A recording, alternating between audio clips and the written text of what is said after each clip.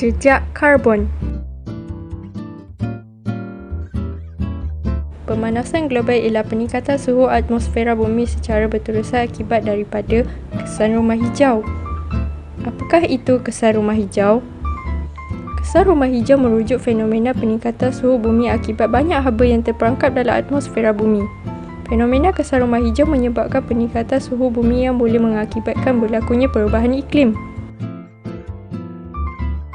Gas-gas rumah hijau penting untuk mengekalkan suhu bumi, tetapi aktiviti manusia seperti pembakaran hutan, aktiviti pembalakan dan pelepasan asap dari kilang telah meningkatkan pelepasan gas-gas ini ke atmosfera seperti karbon dioksida, metana, klorofluorokarbon dan nitrous oksida. Berikut adalah proses kesan rumah hijau. Kesan matahari memberi haba kepada bumi. Sebahagian besar haba daripada pancaran matahari diserap oleh bumi dan bertindak memanaskan bumi. Sebahagian pancaran matahari akan dipantulkan semula oleh bumi dan atmosfera. Sebahagian haba diserap dan disebarkan ke semua arah oleh molekul gas rumah hijau yang meningkatkan lagi pemanasan bumi. Carbon footprint. Jumlah pelepasan gas rumah hijau yang disebabkan oleh organisasi perkhidmatan tempat atau produk dinyatakan sebagai setara karbon dioksida. Jejak karbon ialah jumlah pelepasan karbon dioksida dari semua aktiviti manusia atau organisma, kenderaan, bangunan, kilang dan lain-lain. Ia termasuk pembakaran bahan api fosil dalam pembuatan, pemanasan dan pengangkutan serta menghasilkan elektrik untuk pengeluaran barangan dan perkhidmatan. Di samping itu, pelepasan gas rumah hijau yang lain seperti metana, nitrous oksida atau klorofluorokarbon juga dikira dalam konsep jejak karbon ini. Carbon footprint terbahagi kepada dua, iaitu primer dan sekunder.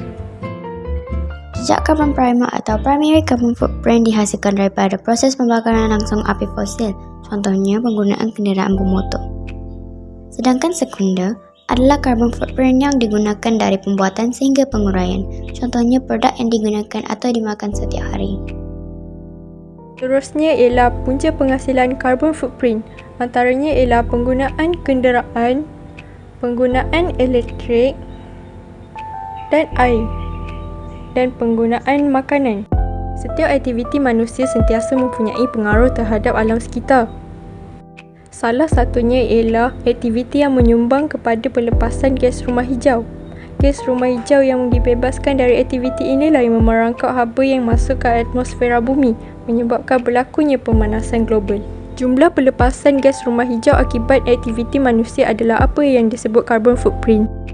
Cara-cara mengurangkan jejak karbon.